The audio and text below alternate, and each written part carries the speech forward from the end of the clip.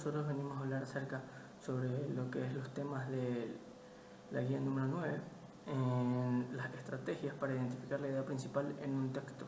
Y a su vez, en mi caso, me va a tocar explicar el literal A, el cual es investigar una estrategia como tal e identificar la idea principal de un texto. Tengo que sintetizarlo y a su vez escribir un ejemplo.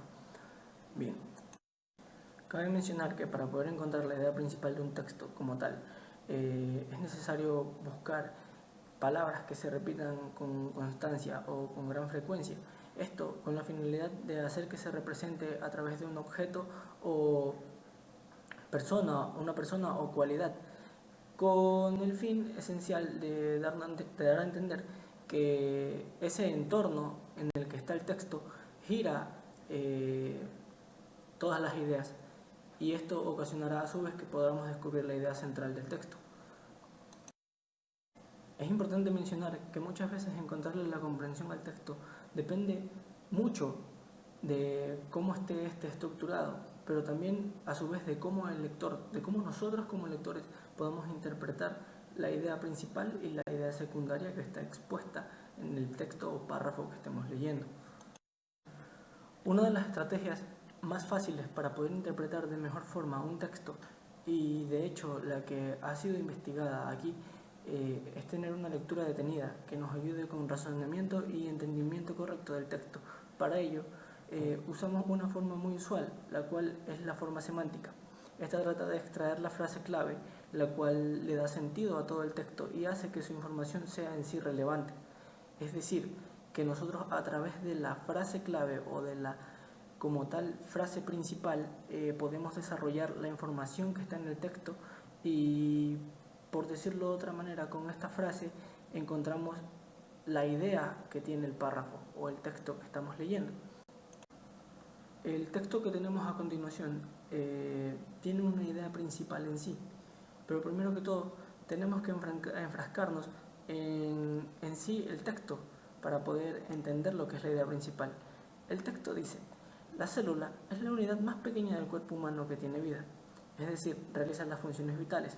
Esta contiene tres partes fundamentales, las cuales son la membrana, que recubre toda la célula; el citoplasma, que es el interior de la célula donde se encuentran los orgánulos; y el núcleo, que está en el interior del citoplasma, rodeado por una membrana nuclear y cuyo interior está en el material genético. Aquí podemos deducir claramente que la célula es la unidad más pequeña del cuerpo humano que tiene el cuerpo humano, por expresarlo de otra forma. Es decir, realiza las funciones vitales.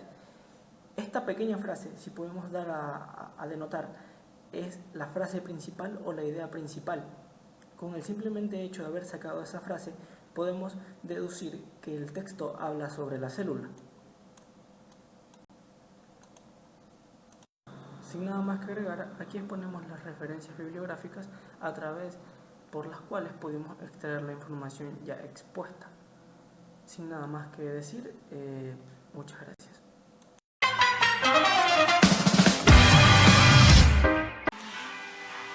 Hoy en esta exposición vamos a hablar sobre la estrategia para identificar la idea principal y las ideas secundarias.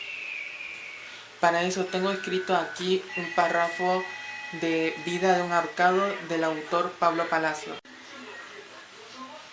La estrategia para identificar la idea principal del párrafo es hallar el tema y lo que se dice del tema. El tema principal en este párrafo es la mano geométrica del hombre.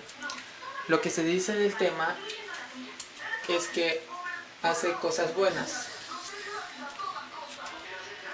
Las ideas secundarias son aquel conjunto de información que complementan la información de la idea principal.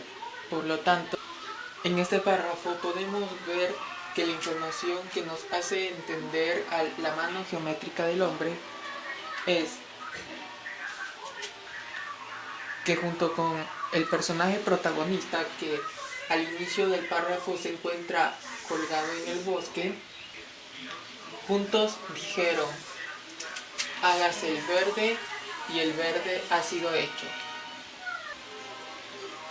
Entonces los personajes pusieron el dedo en medio de lo creado y levantándolo bruscamente han creado un árbol barbudo lleno de hongos y de parásitos blanquecinos. Hay que tener en cuenta que Vida de un Arcado es una novela vanguardista, por lo cual la mano geométrica del hombre no es en sí un personaje, sino que bien podría ser una metáfora o un símil.